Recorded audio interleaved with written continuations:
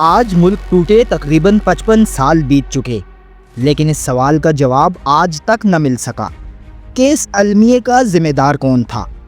کیا یہ بھٹو صاحب کی ضد اور انا تھی، یا یحییٰ خان کی سیاسی نادانی، مجیب الرحمان کی غلط فہمی، یا پھر وہ فاصلے جو ہم نے برسوں پہلے دلوں میں پیدا کیے تھے؟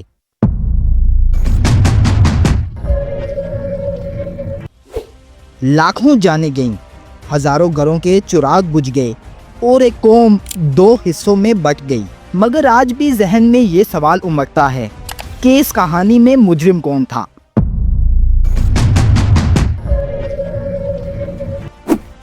بیونڈ احتشام کے معزز ناظرین، السلام علیکم۔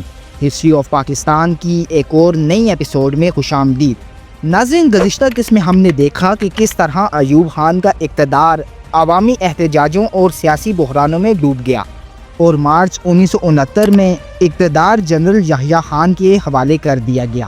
یحییٰ خان نے وعدہ کیا، میں جلد از جلد اقتدار عوامی نمائندوں کو واپس دوں گا، مگر حالات ایسے نہ تھے کہ وعدے پورے ہو سکیں۔ پاکستان کی تاریخ کا نیا باب کھلنے والا تھا، ایک ایسا باب جس نے ہمیشہ کے لیے ملک کی سمت بدل دی۔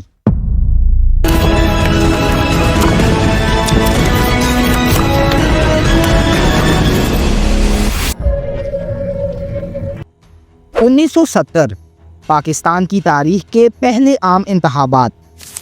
قوم کو امید تھی کہ اب ایک نیا آغاز ہوگا، جمہوریت مضبوط ہوگی اور مشرق و مغرب کے فاصلے ختم ہوں گے۔ مگر یہ صرف فاصلے نہ تھے، یہ خلیج تھی، ایک ایسی خلیج جس میں زبان، ثقافت اور احساس محرومی دہائیوں سے پل رہی تھی۔ ناظرین، مشرقی پاکستان کی قیادت شیخ مجیب الرحمان کے ہاتھوں میں تھی، جو اپنے 6 نکات نامی منشور پر بضد تھے، جس کا مرکزی نقطہ یہی تھا کہ ہمیں اپنے وسائل پر حق دو، ورنہ ہم اپنا راستہ خود چن لیں گے۔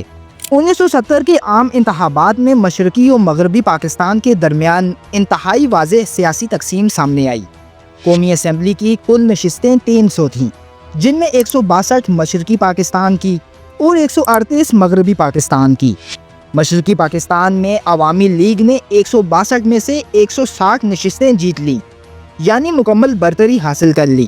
یہاں مغربی پاکستان میں پیپلز پارٹی نمایاں رہی۔ عوامی لیگ نے ملک بھر میں کل 167 نشستیں حاصل کی، جبکہ پیپلز پارٹی نے 138 میں سے 86 نشستیں جیتیں۔ عوامی لیگ کو واضح اکثریت مل گئی تھی، یعنی وہ مرکزی حکومت بنانے کی اہل تھی، لیکن ذوالفقار علی بھٹو نے کہا عوامی لیگ مشرق میں حکومت کرے اور پیپلز پارٹی مغرب میں۔ یہ فیصلہ مشرقی پاکستان میں غصے کی لہر بن گیا۔ لوگوں نے سمجھا کہ ان کا مینڈیٹ چھین لیا گیا ہے۔ ڈھاکہ سمیت پورے مشرقی پاکستان میں پرتشدد مظاہرے شروع ہوئے۔ شیخ مجیب نے سول نافرمانی کی تحریک چلائی، حکومت کا کنٹرول ختم ہونے لگا، ہر طرف انتشار پھیل گیا۔ چنانچہ 25 مارچ 1971 کو جنرل یحییٰ خان نے فوجی کارروائی کا حکم دیا۔ فوج نے ڈھاکہ یونیورسٹی، عوامی لیگ کے دفاتر اور دیگر علاقوں میں آپریشن کیا۔ اسی رات شیخ مجیب الرحمان کو بھی گرفتار کر لیا گیا، لیکن عوامی لیگ کے کارکنان اور بنگالی نوجوانوں نے فریڈم فائٹرز کے نام سے مزاحمتی فورس بنا لی۔ یہ لوگ بھارتی سرحد کے قریب جا کر تربیت حاصل کرنے لگے۔ نتیجتاً خانہ جنگی شروع ہو گئی۔ ایک ہی ملک کی فوج اور عوام آمنے سامنے آ گئے۔ بھارت نے اس خانہ جنگی کا بھرپور فائدہ اٹھایا اور فریڈم فائٹرز کو اسلحہ، تربیت اور پناہ فراہم کرنا شروع کر دی۔ اسی دوران دسمبر 1971 میں بھارت نے خود بھی براہ راست حملہ کر دیا۔ پاکستان کے فوجی 2 محاذوں یعنی مشرقی و مغربی سرحدوں پر لڑنے لگے۔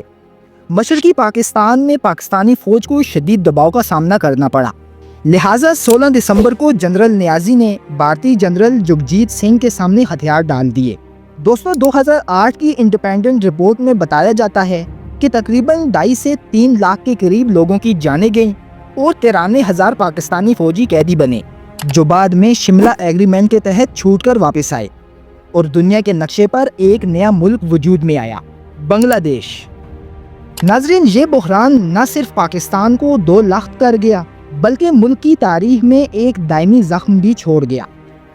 شیخ مجیب الرحمان، جس نے برسوں کی سیاسی جدوجہد کے بعد بنگلہ دیش کو دنیا کے نقشے پر ابھارا، آزادی کے صرف 4 سال بعد 15 اگست 1975 کی رات ढाका की सड़कों पर टैंकों की गर्ज सुनाई दी। फौजी दस्ते उस घर का मुहासरा कर चुके थे जहां बांग्लादेश के बानी अपने खानदान के साथ मौजूद थे। चंद लम्हों में गोलियों की आवाज़ें गूंजी। शेख मुजीब उनके अहले खाना समेत मार दिए गए। दोस्तों, कहा जाता है कि मरने से पहले शेख मुजीबुर रहमान ने अपने ही एक बंगाली फौजी से कहा, पाकिस्तानी फौज भी मुझे मार नहीं सकी थी और आज तुम मेरे ही सिपाही मेरे खिलाफ बंदूक उठा रहे हो। नाज़रीन, आज भी पाकिस्तान और बांग्लादेश इसी सवाल का जवाब तलाश कर रहे हैं।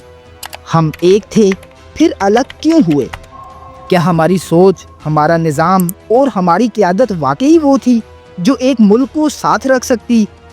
हिंदुस्तान आगे बढ़ गया क्योंकि उसने सिमत तय कर ली, लेकिन हम आज भी मंजिल के तयन में उलझे हैं।